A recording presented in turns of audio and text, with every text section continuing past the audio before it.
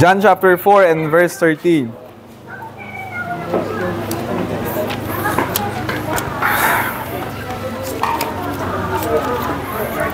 And 14, okay? Let me read to you, no? Jesus answered and said unto her, Whosoever drinketh of this water shall thirst again, but whosoever drinketh of the water that I shall give him shall never thirst. But the water that I shall give him shall be in him a well of water springing up into everlasting life. Let's pray. Aming Ama, kami po ay lubot dumudulag sa inyo. May po kami ng tulong sa inyo, Panginoon Diyos. Kami po ay biyayaan niyo po ng yung banal na Espiritu upang kausapin niyo po kami sa ganitong klaseng pamamaraan. Magamitin niyo po ako, Panginoon Diyos, na instrumento ng iyong mensahe upang may deliver ng maayos. Check my heart, Lord, and fix my heart. And clean my heart, sanctify, consecrate my heart. And also, soften the heart of these people. Let us consider ang pong mga kaluluwa for this moment. Kung anong aming destinasyon, anong aming pupuntahan, anong aming end ng aming pong buhay. Makita namin, Panginoon Diyos, that you are the source of living water. May you reveal us your word. I pray in Christ Jesus. Amen. So, but whosoever, sabi ng Panginoon dun sa woman in the well, whosoever drinketh of this water shall thirst again. Tinuturo niya yung Jacob's well. Sino man ang iinom sa balon na yan, ay mauuhaw ulit. Jesus is talking about to the physical water na iinumin. Uminom kayo ng tubig. Ewan ko, nakain kayo ng tubig ngayon, kanina. You are thirsty right now. Gusto natin ng malamig na tubig, ngayong mainit na panahon. And paulit tayong iinom ng tubig kahit dahil tayo nauuhaw ulit. Pero Jesus is saying to the woman, etong tubig na ibibigay ko sa kanya, na galing sa akin, sino man ang iinom neto ay kailanman hindi na mauuhaw. Kundi yung tubig na yun ay sa kanya ay magiging isang bukal ng tubig na nag-uumapaw or nag-spring up into everlasting life. Buong linggo, Monday to hanggang ngayong Friday na to, pinag-isipan mo about sa your physical body. Anong kakainin ko? Anong susutin ko? Anong aking gagawin sa aking bahay at sa aking sarili? Physical. But right now, sa oras po na ito, sa Friday na Bible study po natin ngayon, in this very hour, let us forget about physical realities natin ngayon. And let's then talk about our soul. Okay? I'm here and you are here para pag-usapan natin, wag na muna yung pinag-isipan buong linggo. Pag-usapan natin ng isang bagay na hindi mo man lang kinonsider ngayong buong week na ito. It is about your soul. Ang kaluluwa natin. Monday, inisip mo ba ang about sa kaluluwa mo? Kung saan ka pupunta after you die? Tuesday, Wednesday, Thursday?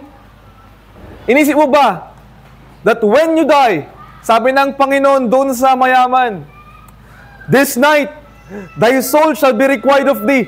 Kukunin ko ang kaluluwa mo. At sino na mangangalaga sa mga inipon mo?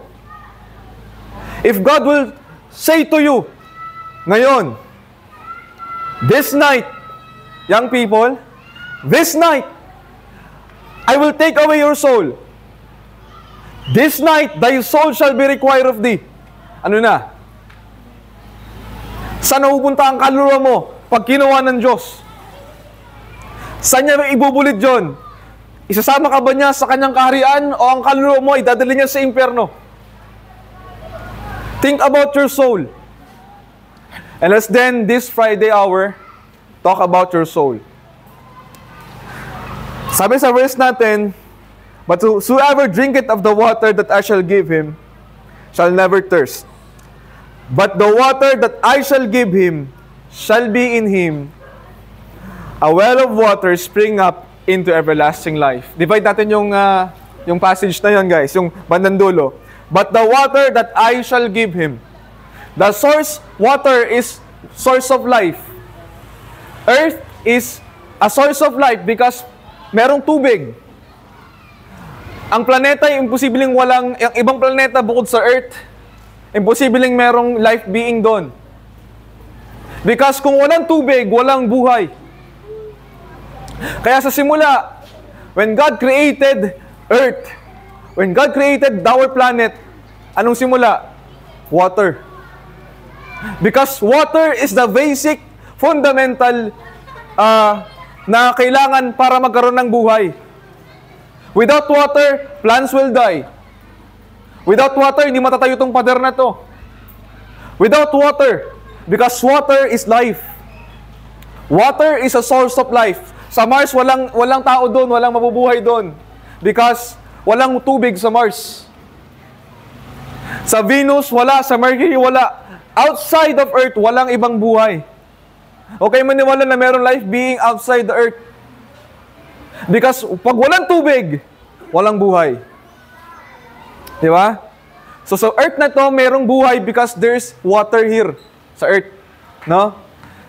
Kaya tayo buhay mga tao dahil meron tubig. Nagsimula ang mundo natin with water. Because water is the source of life. The beginning of all life, water. At sabi ng Panginoon, and the water that I shall give him. Unang truth at unang basic na kailangan malaman, the source of this water, ang pinanggagalingan ng tubig na ito, ay walang iba kundi ang Panginoon. Outside of God, there is no source of life. Walang ibang source ng buhay bukod sa Panginoon. Wala. Maghanap ka sa buong parte ng sanlibutan na ito, wala kang makikitang source ng buhay except God. So kung ikaw po, ma'am and sir, kung wala ka po sa Diyos, ikaw po ay walang buhay. Because God is the source of life.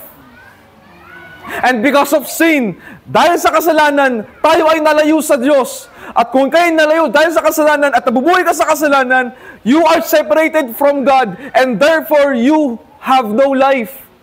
Wala kang buhay as long as you're outside of God. Kung wala ka sa Diyos, wala kang buhay because God is life. And you will find in this world, kaya nga ang sabi ng trabaho, ano sa tagal ng trabaho? Paghahanap, buhay. A man will work, will toil day and night para maghanap ng buhay. Para mag-produce na buhay niya ang sarili niya. Para i-sustain niya ang buhay niya. Pero hindi yun ang design ng Diyos sa mga tao, sa mga anak niya. God provided already the sustenance. Bago ilikha ng Diyos ang tao sa 6 days, sa pang-anim na araw, pinrovide niya ang mga bundok, ang dagat, ang marine life, ang land animals, ang fowls of the air. Pinrovide na ng Panginoon lahat ng pangangailangan ng isang tao para mabuhay. Pero nang nagkasala si Adan at si Eva, God kicked out, pinaalis si Adam and Eve sa Garden of Eden. At sinumpa sila, Adam, in the sweat of thy brows, thou shall eat. Mapapagod ka, pero wala kang maaani. Because instead of fruit, thistles and thorn ang tutubo. Mga sanga, mga tinik ang tutubo instead of fruits. Ganon. Magpapagal muna ang tao bago makakain. And woman, you are cursed. Mahirapan ka sa panganganak. Mahirapan ka sa panganganak. You're designed woman because you have a womb. Meron kang womb. You should bear a child. Kaya sabi ko nga, hindi ko alam kung mag-agree ko, but I don't care. Yung mga tao, mga babae na nagsasabing, ayoko mag-asawa. As long as you're thinking, ayoko mag-asawa, you're outside of the will of God. Because God created you that you have a womb. At kailangan merong ipanganak sa womb na yan. At kapag ayaw mo, you're outside of the will of God. Outside of creation ng Panginoon. Design ka ng Panginoon as is na woman, you have a womb. Kung ayaw mag-asawa, you are outside of the will of God. Paul is a married man. Let me tell you, sir, baka ginagamit kasi ninyo. Ang lalaki, pwedeng hindi mag-asawa yan. Pwede. Because Eve is created for Adam. And Adam is not created for Eve. Pwede ang lalaki hindi mag-asawa. Because he alone can live. A woman should have an Adam.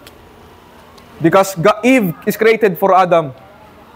as a helpmeet or as a rescuer. Tagapagsalo ng lalaki. Soon pa natin pag-usapan yon. Pag-usapan namin yung mga Bible yan eh. Anong purpose ng isang babae sa isang lalaki?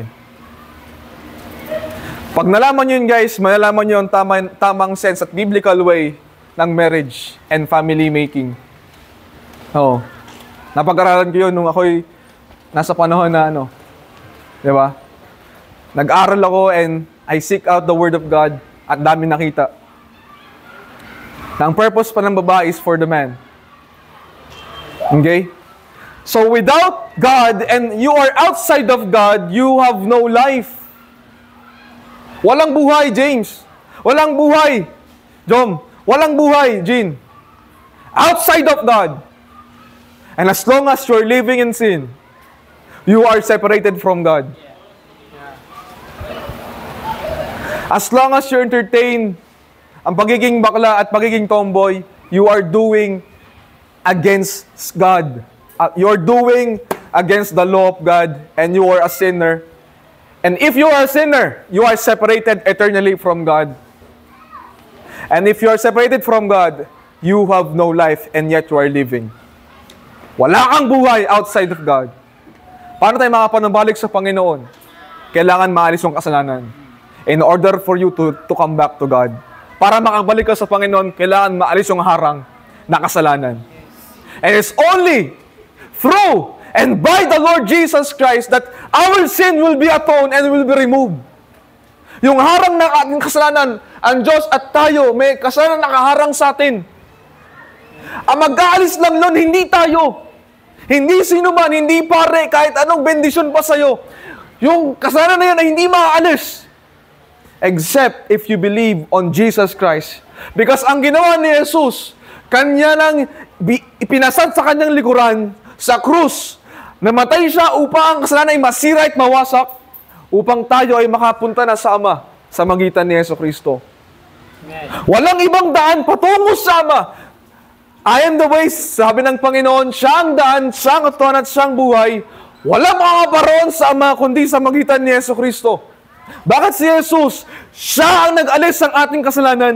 Siya yung nagtubos sa atin. Siya yung nag-atone. Siya yung nag-alis sa ating mga kasalanan upang tayong mga tao ay makabalik sa Diyos. It is only by Jesus Christ na tayo makapanumbalik sa Ama. Kailangan maalis yung kasalanan na yun. The source of life is God. At kung ayaw mo, ayaw manumbalik sa Diyos, you will live a life barren, walang buhay. Na-share ko na to. Sobrang tagal na, pero kailangan natin i-share ulit. Why? Because as I look at you, you have no life at all. You are living and yet you are dead.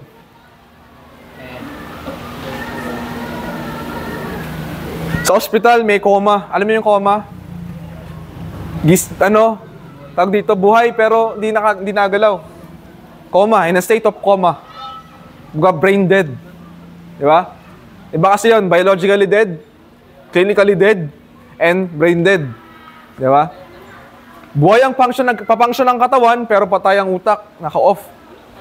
Living. Waiting. Yun ang state of coma. Clinically dead, ito yung patay na talaga siya. And biologically dead, wala na. Okay? Kung isang tao na coma, pwede natin siyang, alam niyo yung ganon? I-charge. Para magkaroon ng spark. Buhay pa eh. Pero if a man is dead, pag patay ang isang tao, wala na tayong magagawa doon.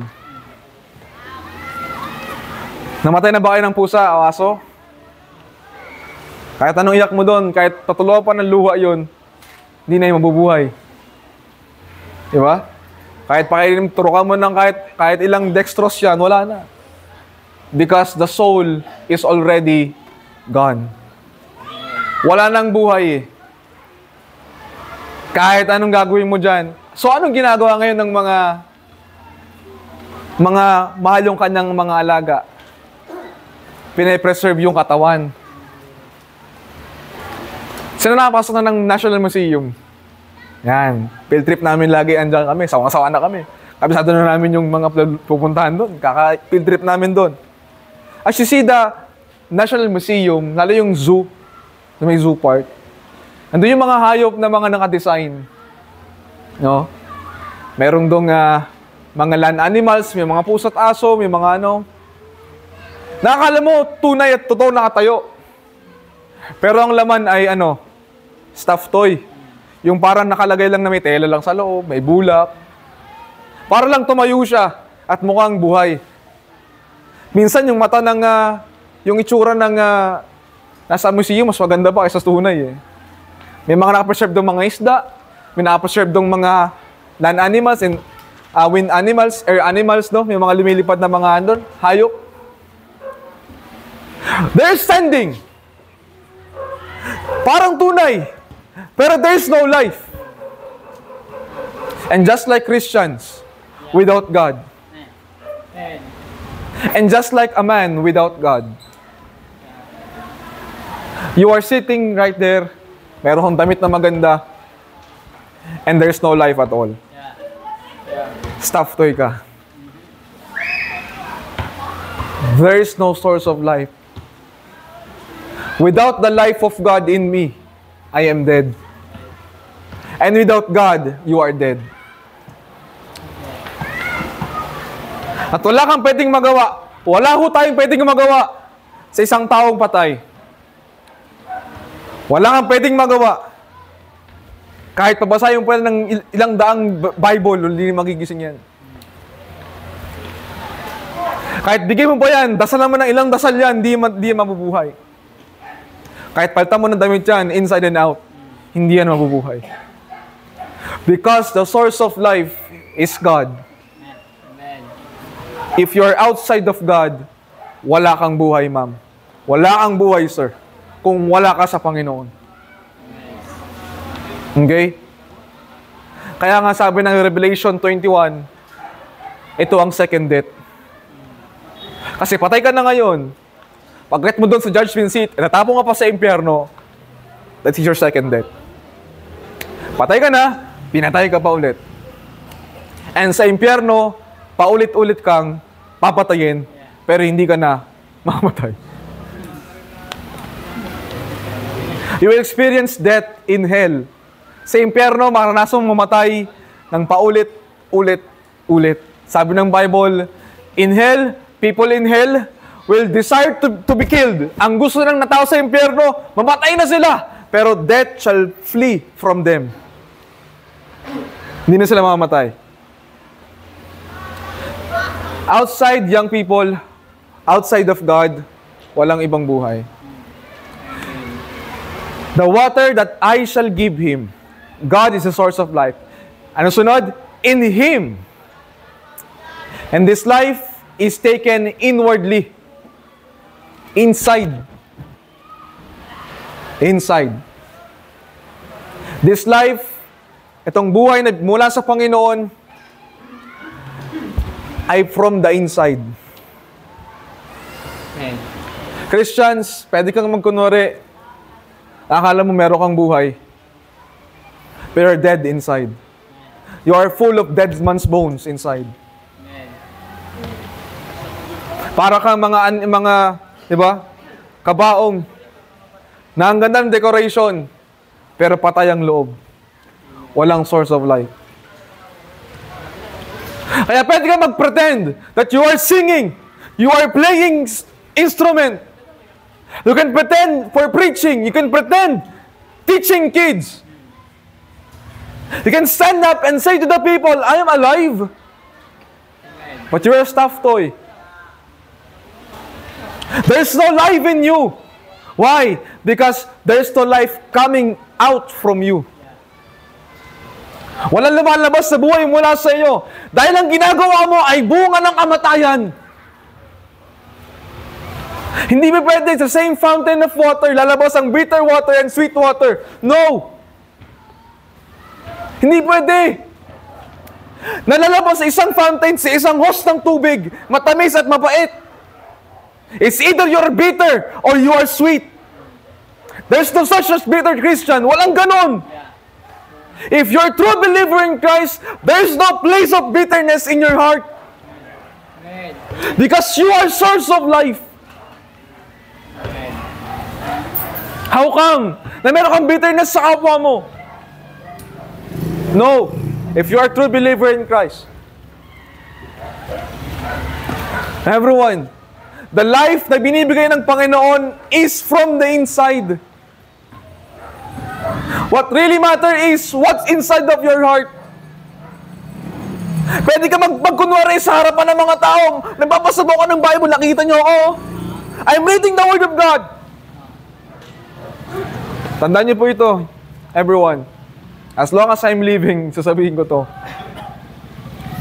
Kailangan muna gumawa ng Holy Spirit sa puso ng isang tao parang sa salita ng Diyos ay makapasok sa kanya. Amen. There must be, first, working of the Holy Spirit in the hearts of men before the Word of God have an entrance to His heart. Kaya preach tayo ng preach, wala po nangyari sa mga buhay nila. Why? Stone. Bato pa ang puso eh. And unless then, tayong mga, sabi natin tayo yung mga nauna ng Kristiyano. Kung tayo na nakaintindi nito guys, kung ako lang, so be it. Let us pray then, the Holy Spirit will come and change first the hearts of these people. Amen. Ang Holy Spirit muna ang magbabagaw sa puso nila. Ang Holy Spirit mo muna, kaya wala kayong panlasa rito. Kahit isubo ko pa sa bibig mo to, hindi mo to kakainin. Because only the Holy Spirit, through and by the Holy Spirit, magkakaroon tayo ng buhay. At meron kapag tinana ka na ng Holy Spirit sa buhay mo, whatever preaches, ano man ang i-preach dito, kaya mong tanggapin. Amen.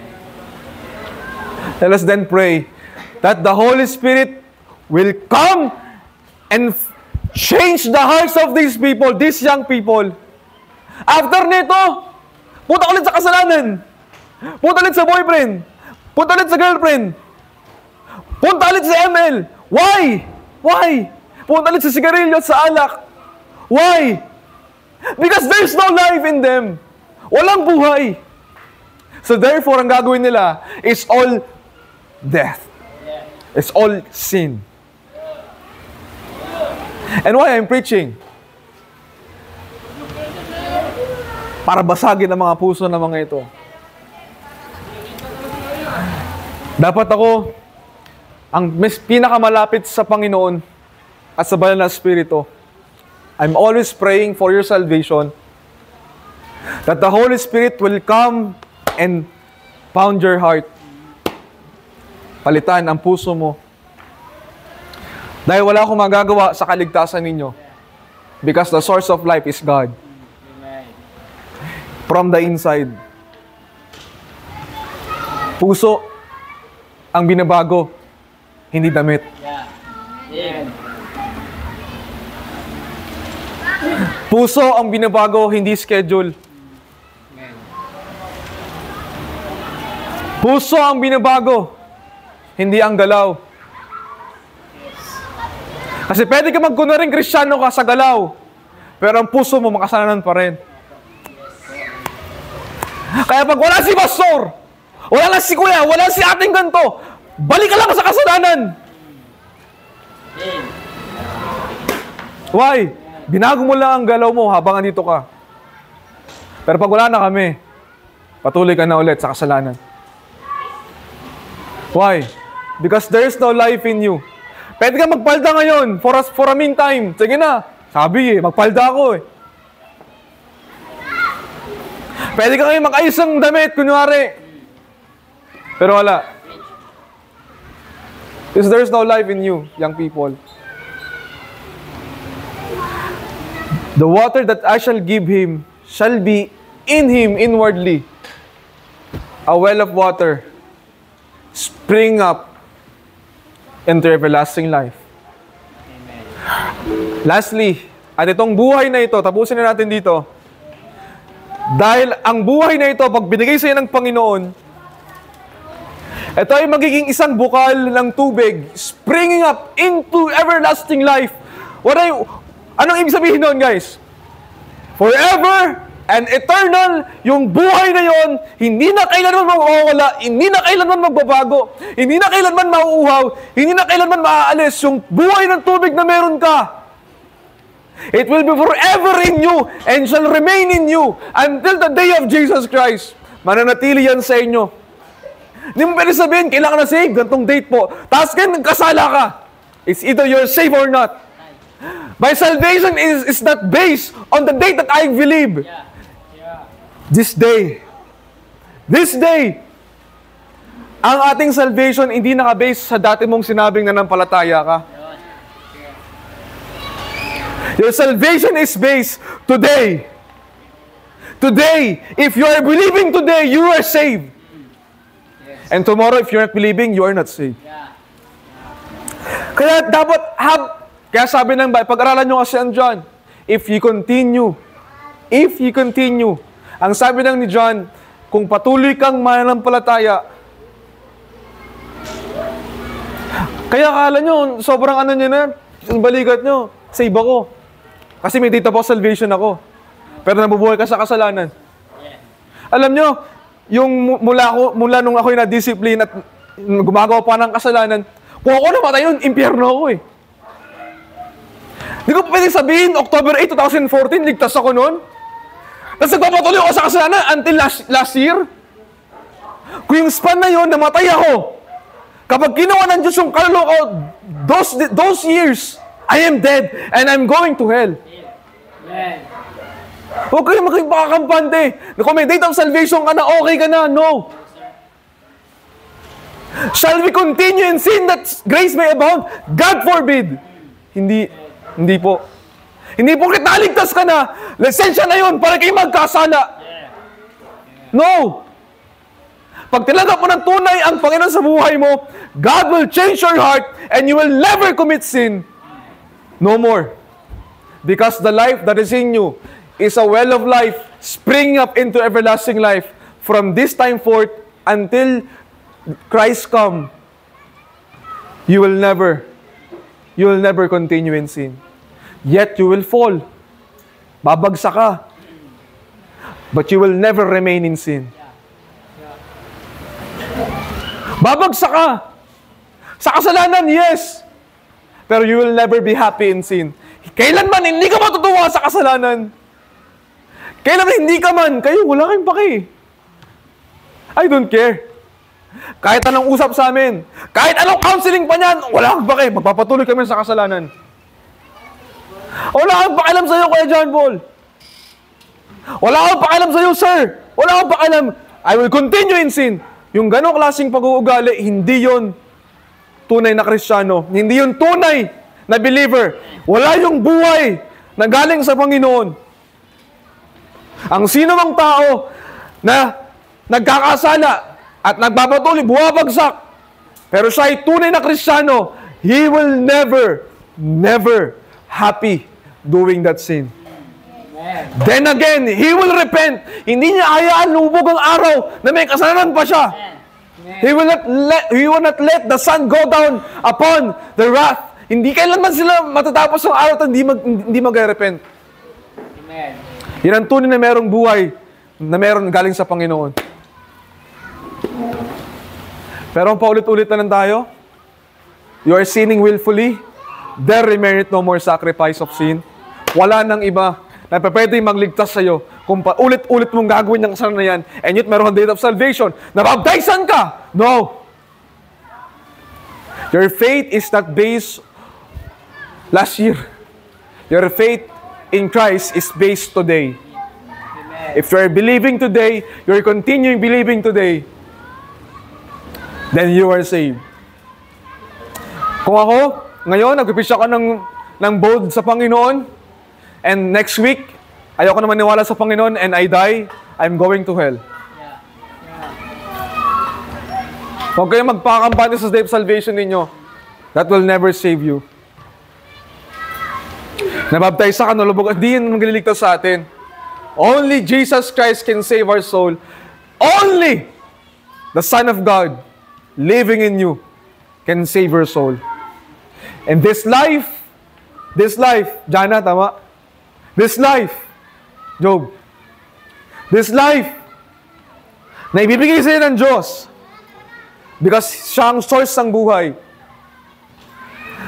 ay sa iyo ay magiging bukal ng tubig. Amen. Forever, into everlasting life, magiging source ng buhay. Amen. Habang buhay, ang buhay na yan ay bubukal sa'yo, mag-i-spring up. You will live for everlasting life. Amen. Because of that life. 1 second, alisin mo si Kristo sa buhay ko, patay ako. Let me share to you that kind of message ng Panginoon.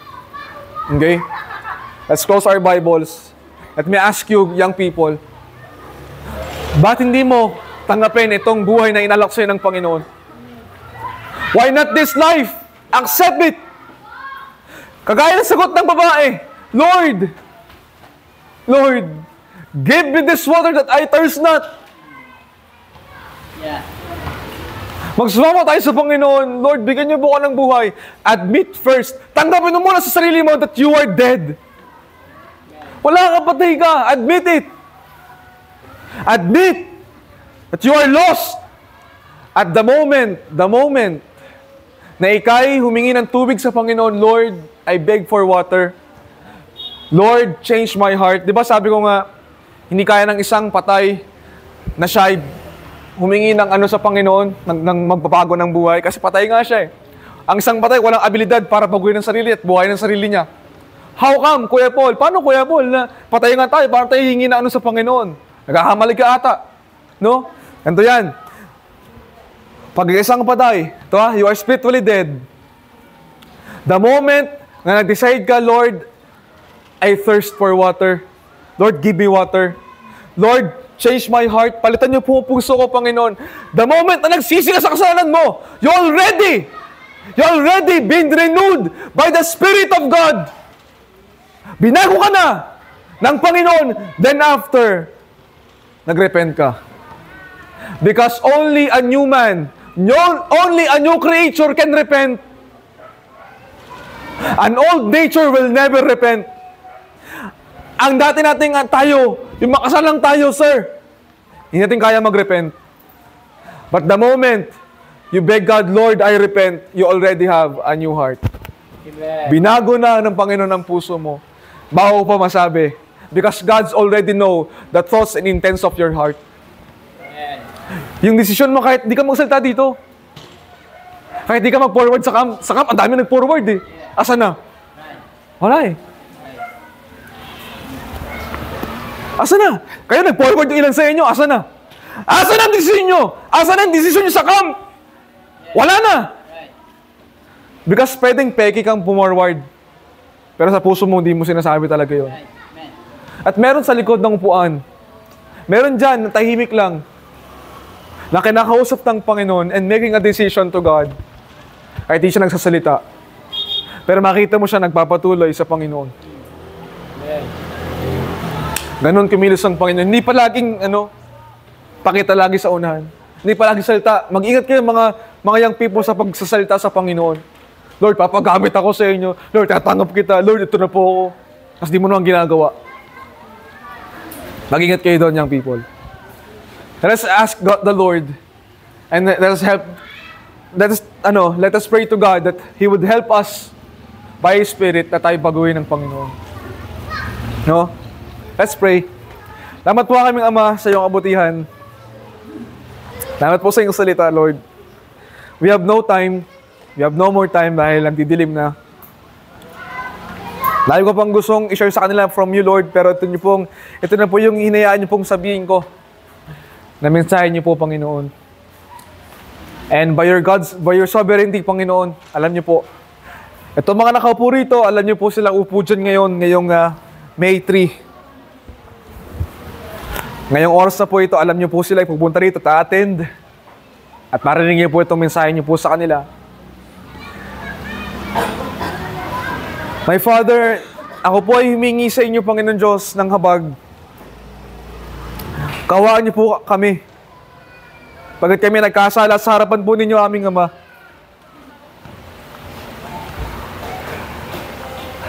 At itong mga taong ito at mga young people na ito, Lord, ay patay sa kasalanan at nabubuhay sa kasalanan. Aming Ama, bilang yung lingkod, ako po'y nagsusumamo sa inyo. Tamaman na Spirit of, bisitahin kami, ang puso ng bawat isa ngayon dito. Baguhin niyo po ang puso namin at kami po ay tulungan ninyo. Wala po kami magagawa kung wala ka, Panginoon. Dahil kayo po ang source ng buhay. Kayo po ang pinanggagalingan ng buhay. At pag wala kami sa inyo, Panginoon, kung kami bibitawan po ninyo at kung kami ay aalisan ninyo, at kung kami ay tatanggihin niyo, Panginoon, Lord, patawarin niyo po kami. We're begging for the living water, Lord, I pray. May the Holy Spirit come and give us life, Lord. We are dead. These people are dead. These young people are dead. Continuing living in sin.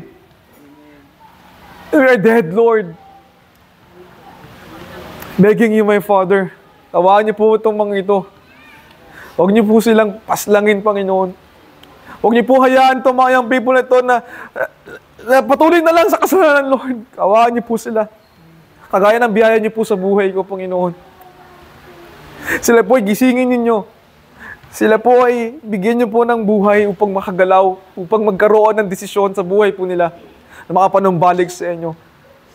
At ito po mga Kristiyano na kasama ko rito, marahil sila po ay nagiging lukewarm na.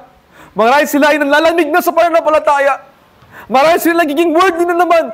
Marahil sila ay wala naman time sa Bible.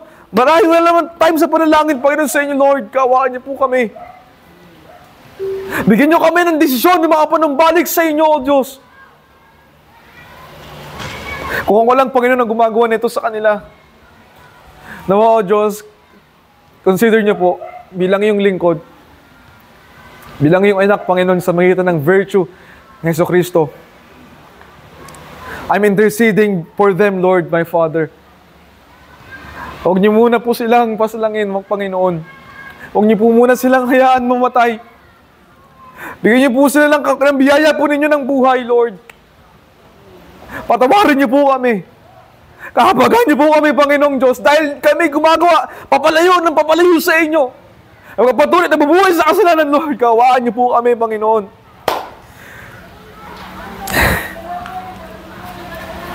Ito po kami sa inyong susumama, O Diyos. Hindi ko alam sino na nanalangin ito ng tunay at nangingi ng kahabagan sa inyo, Panginoon. Hindi ko alam. Pero Lord, I pray, nabigyan niyo po siya ng kakayahan itong young people na nandito ngayon. Desisyon, bumalik, manumbalik sa inyo. Desisyon na mabuhay para sa inyo. Desisyon na magseryoso para sa inyo, O Diyos. Tulungan niyo po kami. Ito po ang sumama ko, Panginoong Ama. Kami lumalapit sa pangalan ng iyong anak na si Jesus. Amen. Okay guys, thank you. At yun lang. Okay. Sige. May merienda doon. Okay, kung any concern sa inyong spiritual life, we are here to help you. Kuya Eli, girls, andito yung mga ate natin, Ate Cristel, Ana Desta, ano. Dito kami para i-guide kayo. If you have any questions, no inquiries. And to those of you na willing mag-attend ng church every Sunday, kami po hanggang kay Nanay Tess, no? Di namin alam mga bahay nyo as such, eh. Every Sunday, kung gusto nyo sumama, andun kami kay Nanay Tess, hanggang alas 7 kami maghihintay. 7 a.m. maghihintay kami doon. At ng mga sasama. And kung gusto nyo sumama, please try to reach out kami. I-chat nyo kami, ako, na susundo sa inyo para ano. Okay?